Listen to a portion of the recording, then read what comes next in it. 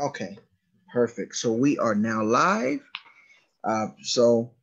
Everybody, welcome to the Natural Week Community Hour. We have a special guest here. We have Rushelli Luna of California Center for Economic Initiatives. We're very excited to have her here. She's going to speak with us about setting up nonprofits as well as applying for grants for your nonprofit organization. And so please help me welcome Rushelli Luna to Community Hour. Yay! Yeah, You yay. gotta have like TJ's sound thing. Doesn't TJ have a sound thing? She doesn't have a sound thing. Oh man, we need some We got to applause. invest in one of those. There you go. Awesome. How's it going? It's great. It's great to have you. So we're going to Thank jump right into this. Tell us a little bit about your organization. So California Center for Economic Initiative, it is a 501c nonprofit, 501c3 nonprofit organization. And what we do is provide support and education to up and coming leaders, entrepreneurs, community activists, and small business owners who are looking to make an impact in their community through their work with nonprofit organizations. Okay. Mm-hmm. So what made you, I guess, what gave you the vision to start this organization? Actually, I inherited the organization like a couple years ago, like maybe probably going on like 10 years now. I inherited the organization from a couple who had started it in the city of Compton, started a vocational training program for boating mechanics. And our vision was just like to educate, to do vocational training and education. So they were an older couple. So after they got out of the nonprofit world, they asked me if I'd like to step in, and I did. And I started kind of restructuring things based on my interest and what my board members were interested in supporting me and doing.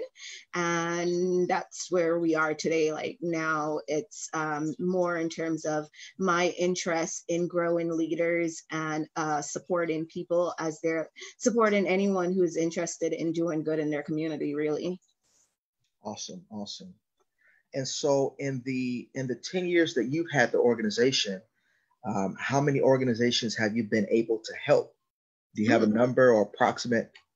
I would say a lot. So the first time I did took account of it was maybe 2 years ago, and I was at 300. Wow. So yeah, so at this point, I mean, just through workshops that I've workshops, training, and then just one-on-one consultations. We do a lot of complimentary consultations, and then the people that we work with we also partner. We have our Fiscal sponsorship program, which right now we have 10 active program participants, and these are up and coming organizations. So in terms of impact, it's kind of like we deal with so many different types of nonprofits, and we support in so many ways. So we're really able to kind of like touch as many people as possible, even if it's just to give a free consultation and advice to grow your program. Awesome. Awesome. And so, for those of you who don't know, we know Rushelli because naturally, in the process of becoming a nonprofit organization, we actually reached out to her and we took advantage of the fiscal sponsorship program that she has going on while we were in the process of becoming a nonprofit. And so she really walked us through this, how to get started. And I don't think I'll forget when we were all sitting there and we were just saying, okay, we need to figure out like what our next step is. And when she looked at everything we had done, she said, well, you guys are already there. You guys are pretty much have one step left to get to your nonprofit. And we were able to achieve nonprofit status, 501c3 status as an organization back in October of 2018. But it was through Rushelli's guidance and through her fiscal sponsorship program that we were able to do this. Mm-hmm.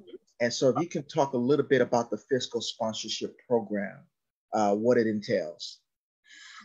So the Fiscal Sponsorship Program, it's for people who are starting a nonprofit organization and they don't want to jump right into getting their own 501c3 status, or they might be processing like a long form, so they might want additional support.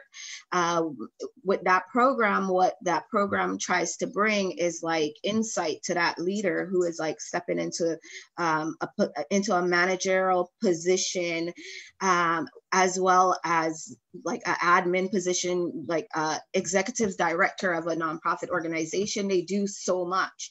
So the goal of the Fiscal Sponsorship Program, it's really just to support the leader in reaching certain fundraising milestones within the first year of having their organization, or setting up their board structure before they even get into starting a nonprofit, before they even apply for nonprofit status.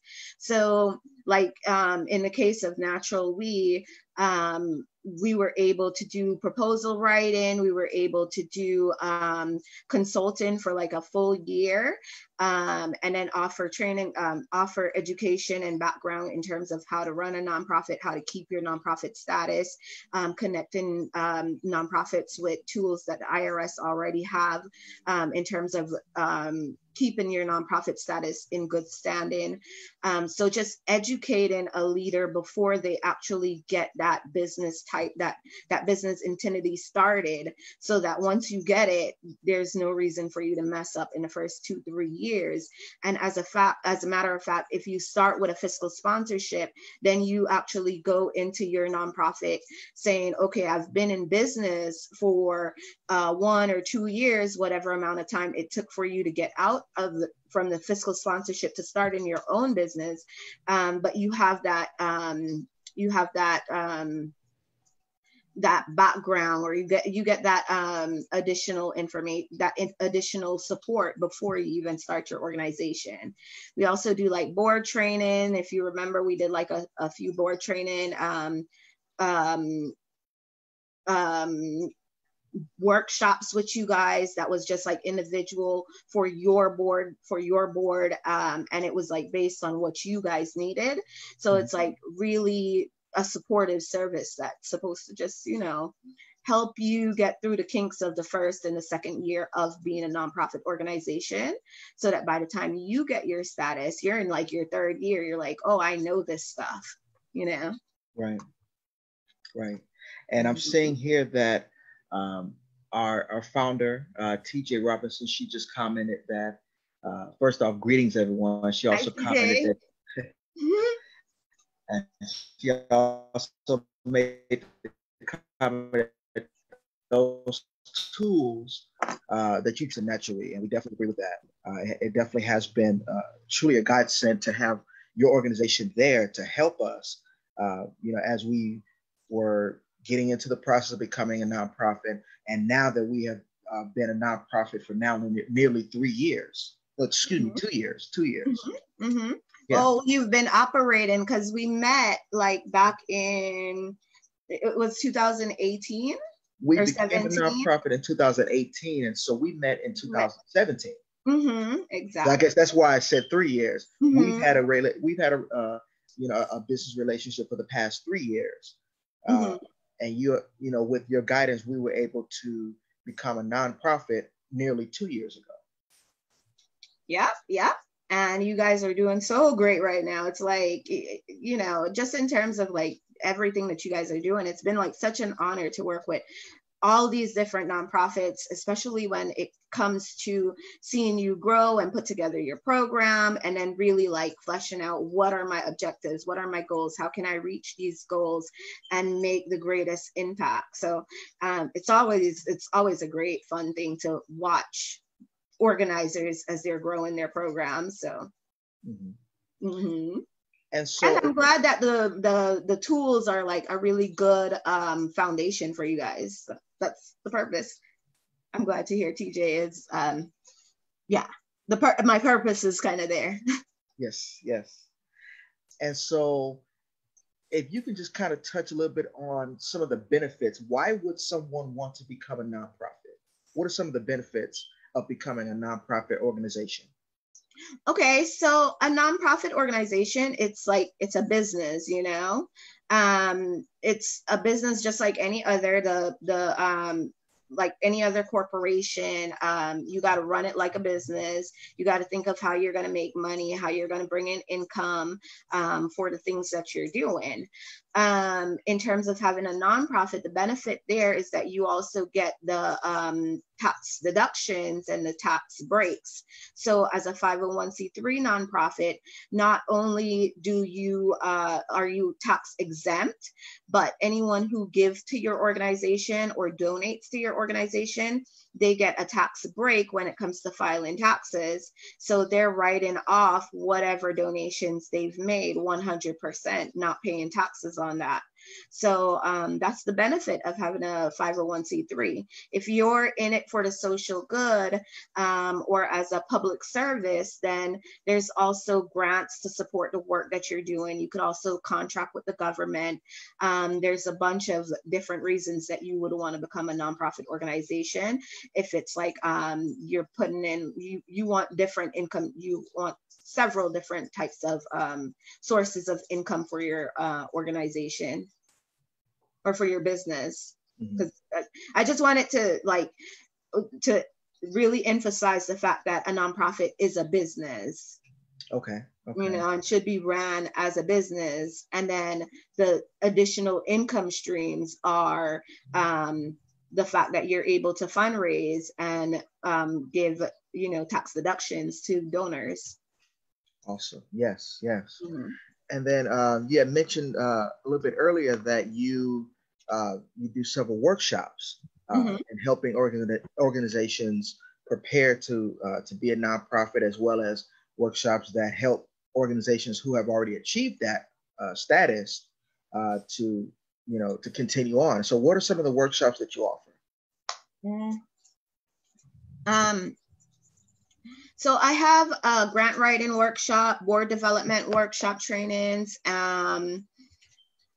powering up your nonprofit. So what's next after you started a nonprofit? And at this point, I have all these things available in a toolbox for you. So if you go to my organization's website, which is www.ccfei.org, if you go there, you could do like you could get all the resources that you need basically to walk you through becoming a 501c3 organization, and then also have these workshops and training class in terms of how to find a grant, how to build your board. You have access to board training, how to power up your organization, what's next after you started your nonprofit organization. So all of it is just kind of in the leadership fundraising arena. Got it. Okay.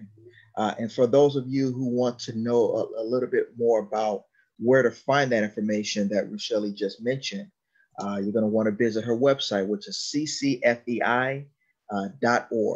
So that's where you can go and see just some of the tools and resources that she's mentioning here. Now, we do have a question here. So what makes a nonprofit a business? And the person commenting just stated that many people say that they are separate. So just what are some of the differences, just from your experience, between a business and a nonprofit organization, just to kind of clear things up? Well, to me, a business is, if you have to do taxes on that income that you're making, then you're a business. And nonprofits have to file their tax returns, which means you're a business, you know? So it might not be a business in the sense that you're selling a product, but you might be selling a service, or you might be doing a service that people would normally pay for or get at a reduced price, but it's still a business. You still have to have like an administrative team that's gonna keep your books for you, that's gonna keep records for you. And you know, when it comes to nonprofit, the record keeping is even more important, and it is even more there's even more of a magnifying glass when it comes to the IRS looking at what you're doing with your nonprofit funds. So it is a business. It's just a different business structure setup, yeah. But I say it's a business because you got to do your taxes. Got it. Understood. Okay.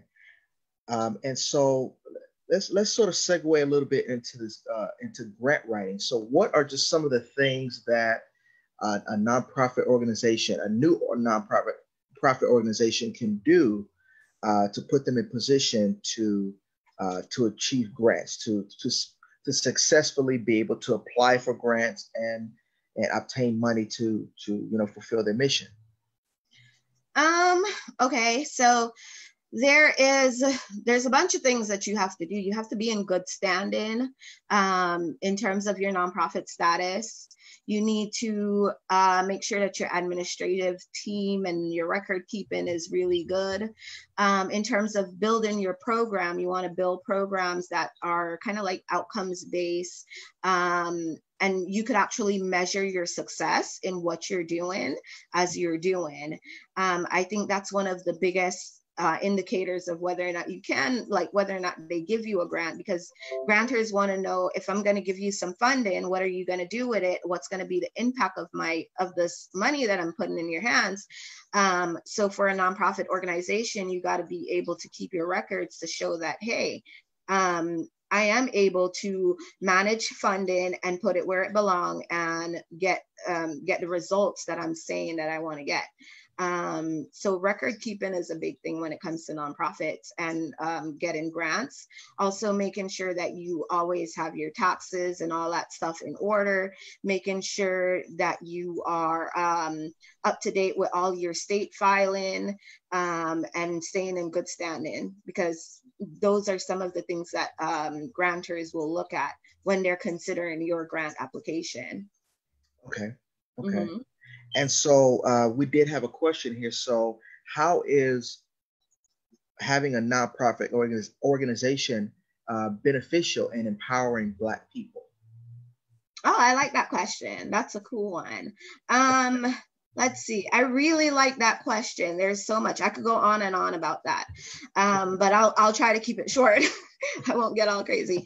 But in terms of empowerment, it's like, for us, for Blacks, it's really hard to get banks to give us loans when we're starting out our business. So having that extra fundraising arm to get like tax-free donations and whatever, I think that's a plus for Black business as we're going. Not only that, our communities tend to be the communities with some of the worst, more like the tragic problems. So therefore, this is a vehicle that we can actually use to better our communities. So you start a nonprofit organization. It might be something to do with, let's say, what you guys do. Natural hair, you bring together the community, and then you're educating your community at the same time. So there's a bunch of things that you're doing to improve the community itself. So bringing us back together the way we're supposed to be as a community. Also, nonprofits have ways to start, like there's nonprofit banks and all that stuff. So there's ways for you to grow your community under the umbrella of a nonprofit organization, even more so, and then reduce your tax bills.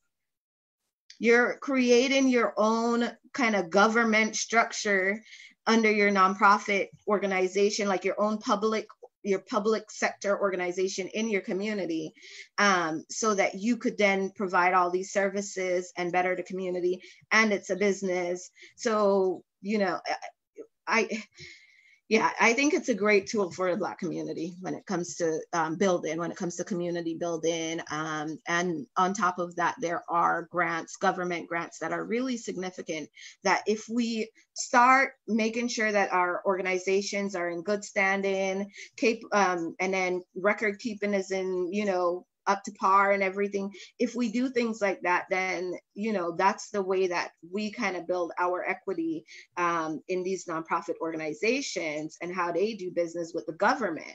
and then you start getting government contract and government money into your community by applying for these grants. You see?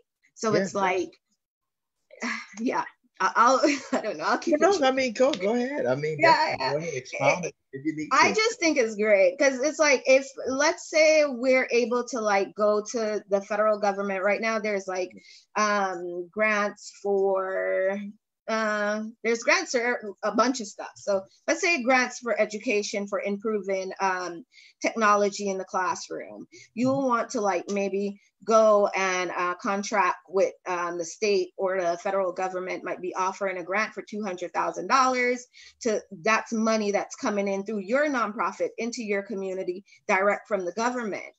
You see? So it's like you're expanding the ways that you're bringing money into your community that's direct from government sources as well. Awesome. So for the people who again are just like starting off and thinking about starting a nonprofit, what are the steps? What are the initial steps in starting a nonprofit organization? I think the initial step should be an honest conversation with yourself about what you want to do and how hard you want to work. Got it. Okay. Right. And then you start by filing your articles of incorporation with the state. You get your EIN number, you file your federal 1023 form, and then you get it, depending on what state. We're in California, so then we go back to the state of California and we get that additional California exemption. So that's like the paperwork behind it. But in terms of starting, you need to get your team together, get your board members together, and really start brainstorming and thinking, what do I want to do? What kind of impact I want to make, even before you jump into filing those paperwork. Awesome. Mm-hmm. Okay. And you said you've been doing this for the past 10 years. Yes. And so we met you, I believe, at an event where you were speaking, I guess, to not an event I think you were speaking at, but you were attending an event where I guess other nonprofits were also a part of that event. And so, how often do you attend other events with, I guess, several different other nonprofit organizations? Anytime I'm invited. I as a grant writer, because I do a lot of the writing, I do grant writing, so I write, and I try to spend as much time at my desk. It's really hard for me to get away from my desk when you're writing all the time. But if I'm invited to come out, I always try to come out and represent and talk about what I know, because I'm always open to sharing my knowledge of things. But in terms of participation in community events and stuff like that, I do go out, just not as much as I'd want to, maybe. Got it. Okay. Yeah. So what would you say is the most rewarding part of your work? Oh, when I have a team like yours and I'm able to sit around the table and say, you know what, you guys are ready to just be independent. Awesome. It's like, it's like you come and it's, we don't have a board. We don't know how dedicated they are, or, we don't have our statuses yet. It's taken a long time. Or there's so many things that start happening as soon as you start saying, oh, I'm going to start this nonprofit organization. All of a sudden, things start aligning and dropping, like just come in and, so it's the rewarding part for me is to see everything come together at the end of working with amazing people and amazing groups and amazing teams, and then them saying, oh, I got this figured out, or this lawyer, I got this lawyer to join my board, and so people get excited about the things that they're doing, and that's what really makes me excited, and that's the rewarding part. Just all the changes that come about as we are learning and growing and doing. Right. All right. So Do you have, I guess, some tips as far as the grant writing process? So, like, a nonprofit organization that's applying for grants. What are some of the steps that you've seen, or some of the common steps rather that you've seen in the grant writing process? Um, let's see. I know that grant writing grants it's a very competitive um, thing or fund to get. So like whenever we're going after a grant, a lot of times it's a competitive grant. It's not a grant that's written like just for us, but it applies to a whole lot of different organizations. So in terms of the grant writing process, it's just bringing the team together, like being able to say, oh, this one, having all your paperwork in order. So having all your board members listed, making sure that you're keeping all your nonprofit documents in one place where you could access them. And then making sure that your proposal is in line with whatever that grantor is requesting. So just being able to do like a quality control check at the end of writing a proposal and then putting together that full grant package. I think, and then another big thing is bringing together the board members to say, hey, these are the types of grants that we're going to go after and we want you to be involved and all that stuff. That's another important aspect of the grant writing process. And the more people that are invested in you winning this grant within your organization, the more work will go into actually preparing the grant. And so it's like, it's important that you get some key people into your grant, your grant development circle. So it's more like a development thing. Like we are going to develop our programs that way, we can make sure that we're always collecting data. Who's in charge of that? And how are you going to report that to the grant writer? Who's in charge of all the paperwork? Who holds the determination letter and the articles of incorporation? Who's going to pass that on to the grant writer? So just having people in your team that's able to support the grant writing process as you're putting together a full application. Got it. Okay. So if someone were to walk up to you and say, hey, I want to start a nonprofit, what would your response be? Oh, that's awesome. That's a good one. Okay. So what is one thing that organizations do that cause them to fail or disband? Burnout is a big one. Ooh, Okay. You'll start an organization and you're going through the motion, like I'm trying to fundraise and no one's giving me money, or my board members they're not focused. They don't want to help me with fundraising. So a lot of times your nonprofit comes from that heart space. And so you pour so much of yourself into your nonprofit organization and then you get burnt out. So I think that's one of them. Also, I think a lot of times board members coming and going. It's exhausting sometimes for that nonprofit leader. Mismanagement of funding. That could be an issue, a big issue. I've people get in trouble in terms of mismanaging grant funding because it's public money that you have to report on after you've gotten it. So, if you have a set of board members, but you have staff that is mismanaging your funds, or you have board members that are mismanaging your funds, that could really cause a breakdown in your organization. So, Sure. Okay. So what is the most important ingredient or aspect to the success of an organization? Say that one more time. What is the most important ingredient or aspect to the success of a nonprofit organization? I think building your organization to where once you are burnt out, you are able to give that baton on to someone else. So anytime you're build upon your program. So if today I have a vocational training program, build it so that if someone else should step in, they would be able to also build upon what you're doing, you know, so that it could keep going. A nonprofit organization doesn't really disband until you write into the IRS and tell them, hey, we no longer want this organization or have this organization operating. You file your last tax returns and whatnot, right?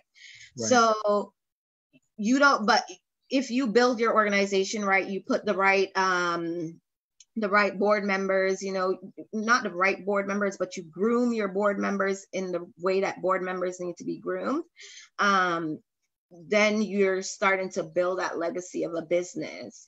So, and you know, a business can be around for hundreds of years. So that's the type of nonprofits we want to start focus on, saying we don't want to disband our organization. We want to keep it going under any leadership. Right. And I'm really glad that you bring up burnout,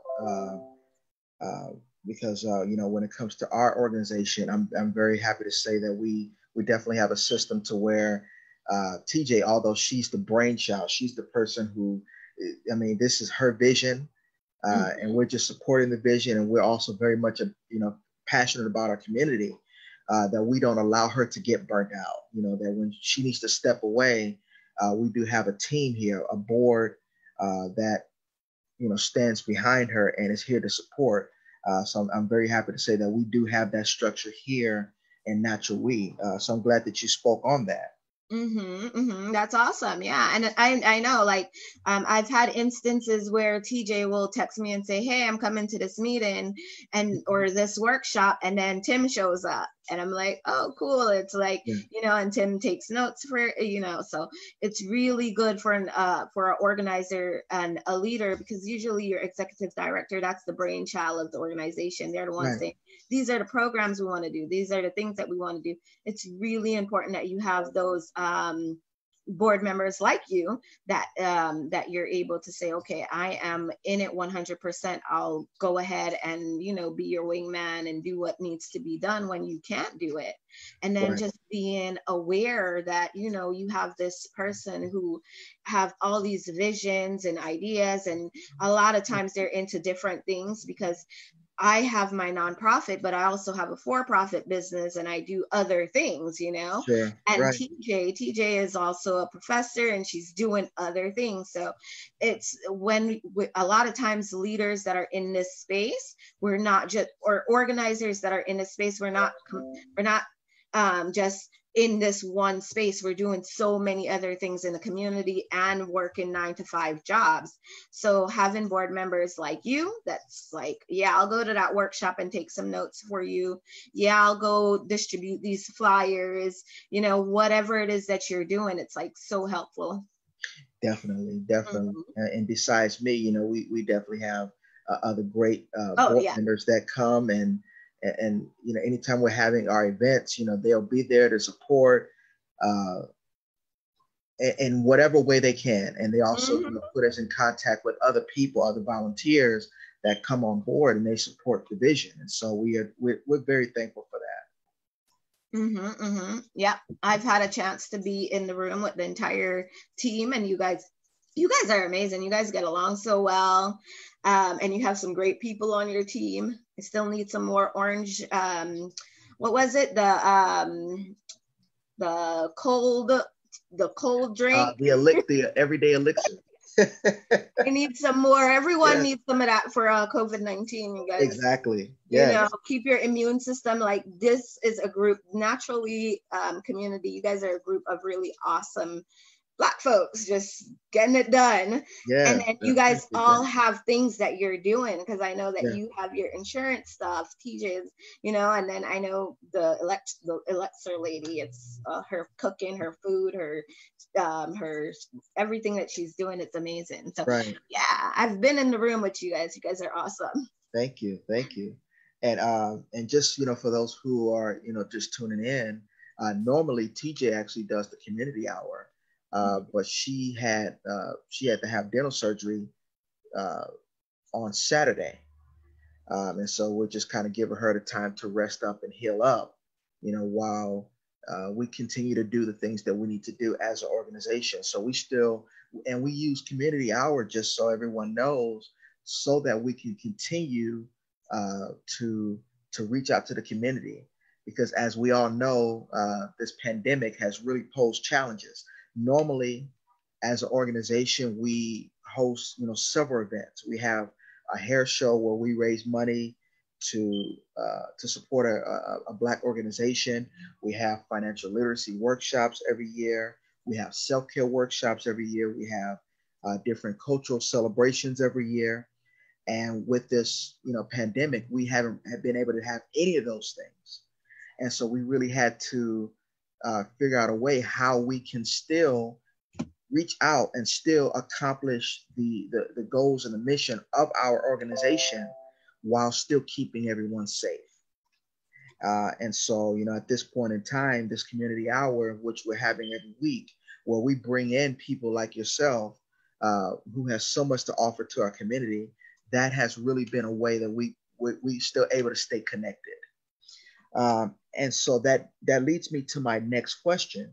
Now that we're in this pandemic, now that now we're about 4 months into the shutdowns, we looked like we were getting ready to reopen up.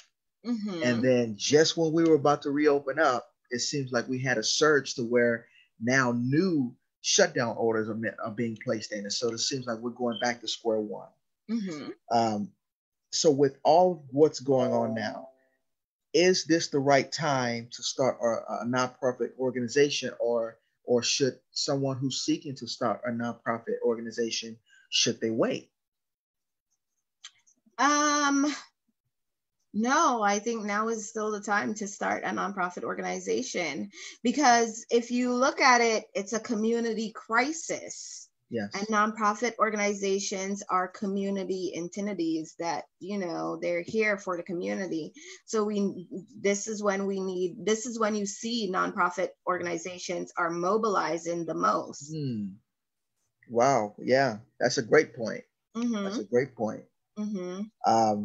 I'm proud to say that, during this, in addition to the community hour that we've been doing for the past few weeks, we also started,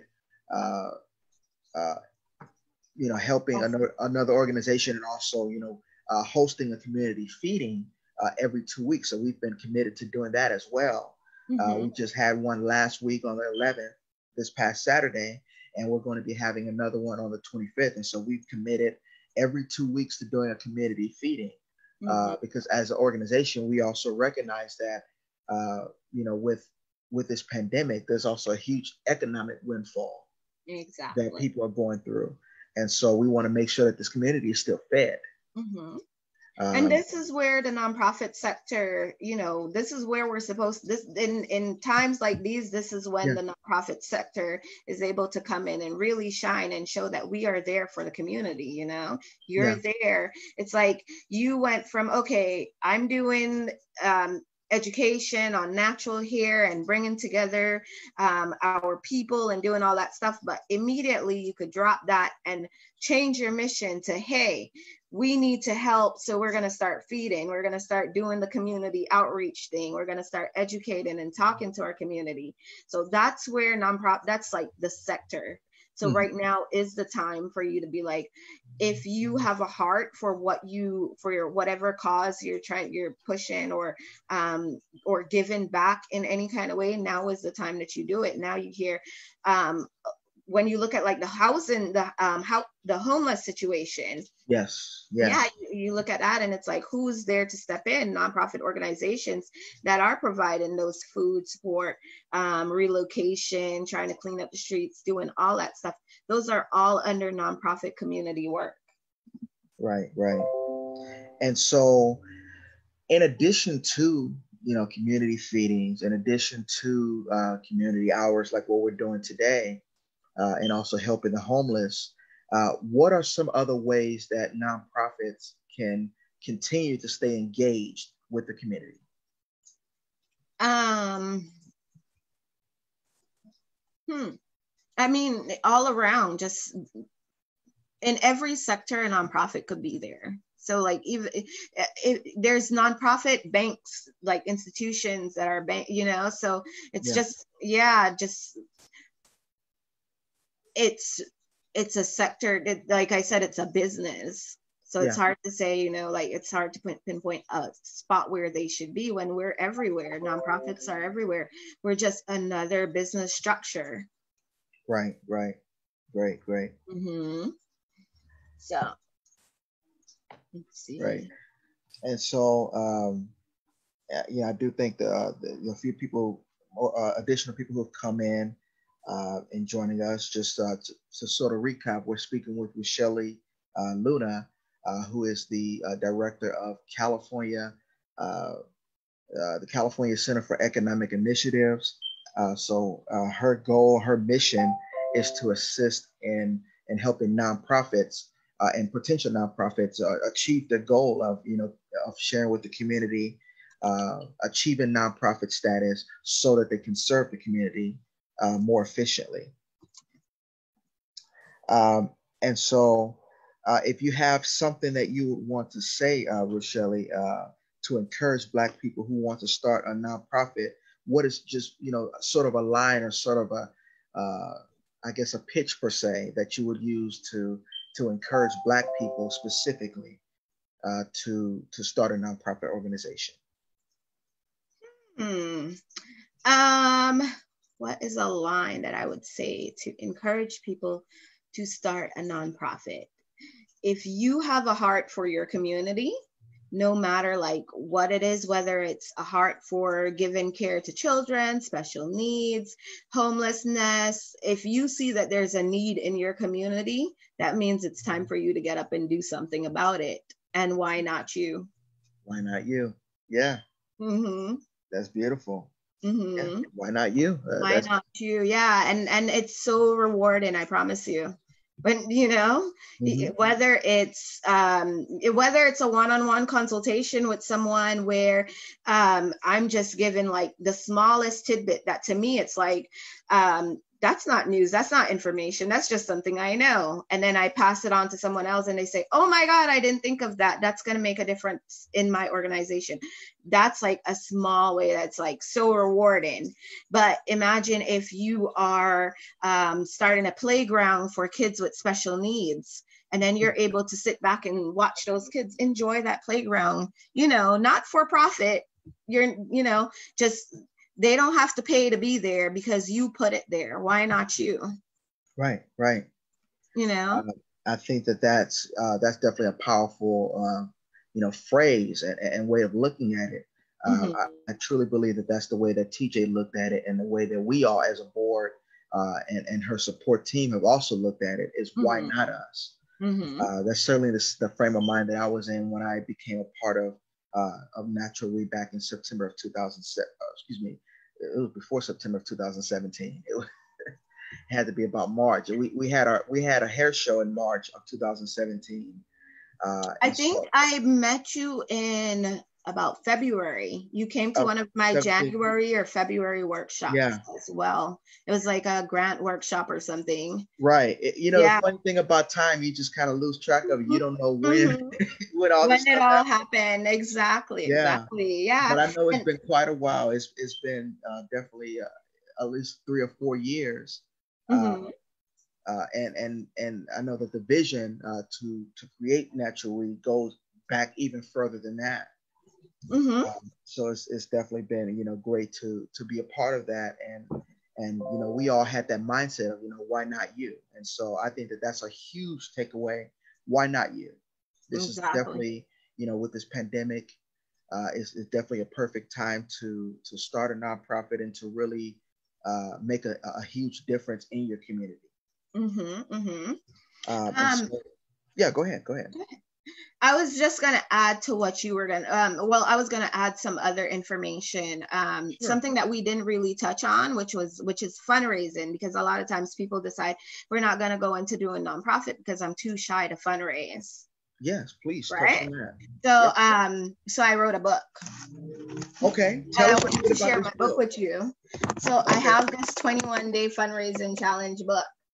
And it's just 21 days. It's a 21-day workbook on how to plan a successful fundraising event. So it's a nonprofit's guide to creating successful fundraisers, so that you can fundraise, like just step by step. Like TJ can get this book and say, here, Tim, can you please host a fundraiser for me or for the organization? And he would be able to do this. Or you could give it to your assistant and say, here, use this template to go ahead and plan a fundraiser. And it's just 21 days of planning. Awesome. Because fundraising for nonprofits, it's like an ongoing thing. You're always fundraising. You're always trying to create ways to bring more money into your organization. A lot of times we don't charge for services. So instead we fundraise for the money that we need to sustain these programs that we're running. And so fundraising is the number one ways that organizations actually cover their overhead. So that's the purpose for my book. It's just like a small, thin workbook. See, super small. And it's just a planning guide, 21 days for you to know what to do, how to plan your next fundraising event. Awesome. It's a big part of, it's such a big part of having a nonprofit organization. Everyone jumped to the grants. It's like, I want a grant, but fundraising, that's the backbone to your organization. It is, definitely. Mm-hmm. And I just have to say that teacher just sent me a note saying, we about to buy that book right now. Oh, thank you. It's so important, what we do as far as the different, programs that we run, it takes money. Mm-hmm. When we're having a celebration, for example, at a venue, you have to factor in the cost of the venue. You have to factor in paying the professionals, whoever's going to be doing what. Vendors, it's just so much that goes into planning any event. You have an event for one day, but in that having the event for one day, it could take 6 months to a year of planning. Mm-hmm, mm-hmm. And a lot of money. Mm-hmm, we took the dinner later, so. Mm-hmm. Yeah, exactly. But with this workbook, what I was trying to really capture with this was to plan you hear what you said, it takes 6 months. It could take up to 6 months. Plan it in 21 days, which means you can get a volunteer to host an event for you. Even if that volunteer is just coming in for the summer, you give her a book and say, hey, can you plan a little something, even if it's something really small. Anything, you're able to kind of put all the components of planning a massive fundraiser in 21 days. Awesome. Okay. Mm-hmm. So as we're getting ready to go ahead and close the community hour, I think that book is huge. That book, definitely would be I think a godsend to a lot of the new nonprofit organizations. How can they get a hold of this book? They can go to the website. Right now, it's on my website. It's on the www.ccfei.org website on the very front page. And right now, it's free. Just pay the shipping. Okay. She just bought the book. so apparently, I guess she went on the website before you gave it. Yeah. But definitely, we want, people who are thinking about becoming a nonprofit, you definitely want to reach out to Rushelli because she's definitely very knowledgeable in this field. Her fiscal sponsorship program is extraordinary. So you definitely want to reach out to her. She can help you. She can provide the guidance, the tools that you need in order to become a nonprofit and also give you the knowledge to be able to stay a nonprofit. Because, once you become a nonprofit, that's not it. You also have to do certain things to keep that status. And then, the book that she just introduced to us right now, that's definitely one of the things that we as an organization, naturally, we will be utilizing as we continue to keep our status as a nonprofit. Awesome. So we do thank you for sharing with us today. Now, just some of the announcements coming up. So we will be having another community feeding for Natural Week on July 25th. This feeding is going to be at New Providence Baptist Church, located on the corner of 102nd and Normandy. The community feeding is from 11 o'clock until 1 p.m. So Saturday, July 25th. So you definitely want to make sure that you let people know in that general area, or if people want to just, drive in and get them a plate of food. uh, or contain our food, rather, you definitely want to let them know so that they can come in and take part in that. We've been very fortunate over the past few weeks to feed over 300 plus since we started the feeding. So we're very happy about the progress that we're making. Next week's guest is going to be Pastor James Thomas. He's going to be speaking next week on the virtual village and his participation in the Black Lives Matter movement as a pastor. So we're very excited to have him share with us next week. Rushelli, again, thank you so much. Thank you so much for joining us today.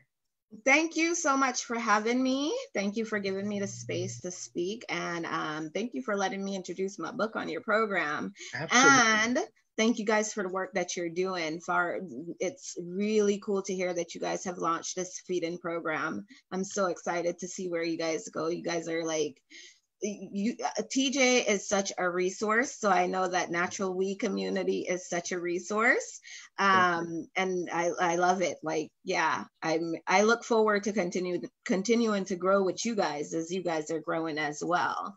So thank you so much. Thank you. All right, everyone. Well, we're happy that you were able to join us for this week's edition of Natural We Community Hour. We wish you all a great week. And we hope to see you next week when Pastor James Thomas shares with us. Everyone, take care.